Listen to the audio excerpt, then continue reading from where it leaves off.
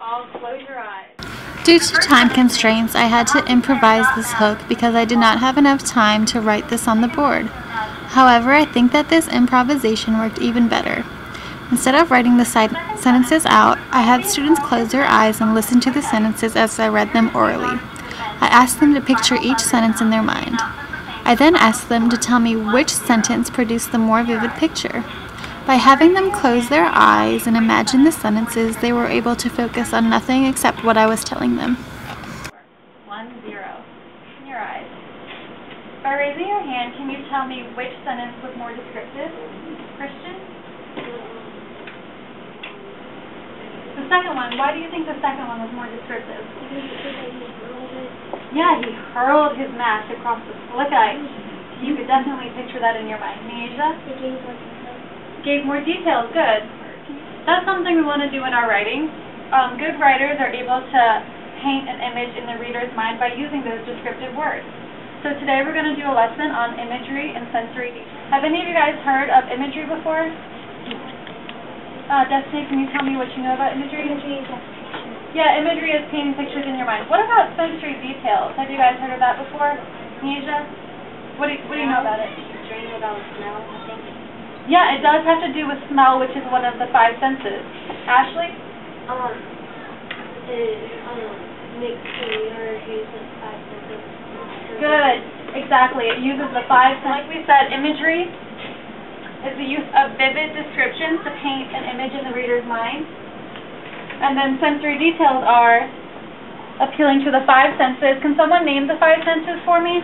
Sure. I want you to write on your paper which sense the sentences are appealing to.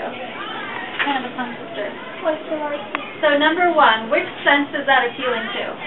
Sight? Why don't you guys write down the 5 senses at the top of your paper? That might be helpful, yeah. You guys remember them? Sight? Smell? Would it help you guys if I turn the lights off through the PowerPoint? We'll do number 1 together. The pizza was delicious. So if I'm going to add more sensory details to this, I'm going to be more specific as to why the pizza was delicious. Christian, do you want to try it? The pizza tasted delicious. It tasted delicious. That's adding that sense into it, but we need to say why it tasted delicious. What was it about the pizza?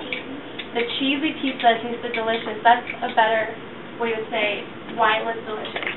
Or we could say something like the hot, steamy pepperoni pizza burned my mouth, but it was still delicious, or something like that. Something that tells your reader more about the pizza, so they have a better image of it in your mind. You guys are going to do numbers 1 through 6, and add more imagery and sensory details to these sentences to paint a better picture in the reader's mind, just like we did in the warm-up with the hockey player. We did number 1 together. Let's do number 2. The fans enjoyed the game. Zach? The Redskins fans enjoyed the brutal game. Ooh. The brutal game, good. Was it brutal because they were winning or brutal because they were losing? Oh, okay. Students talk so loud. After having students share, I validate their specific sensory details. How they clap, because we don't know if there was like a loud clap, was a slow, quiet clap, was it a golf clap, something. So you guys are being specific about how they were clapping. But what I'm going to do is I'm going to show you an image, and you guys are going to insert the sensory details for that image. And I'll show you an example. So this one is one I did. So I looked at Norman Rockwell's painting. I did not paint it, I just did the sensory details. So I had to think about sight, hearing, touch, taste, smell. So creatively I had to imagine these things. So the sight, in my mind I could see the shiny metallic bar stools glowing. I could hear the roar of the blender, which sounded like a hungry lion. So maybe they were making milkshakes in the back. I could feel the slit, cool countertop as I was sitting at the bar. I could taste the sugary air that consisted of milkshakes and cookies.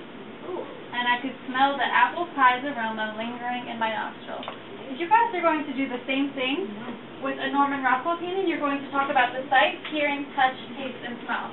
And clearly I had to be creative because just looking at this painting, we can't know what the smell was or taste was. That's why you guys have to be creative.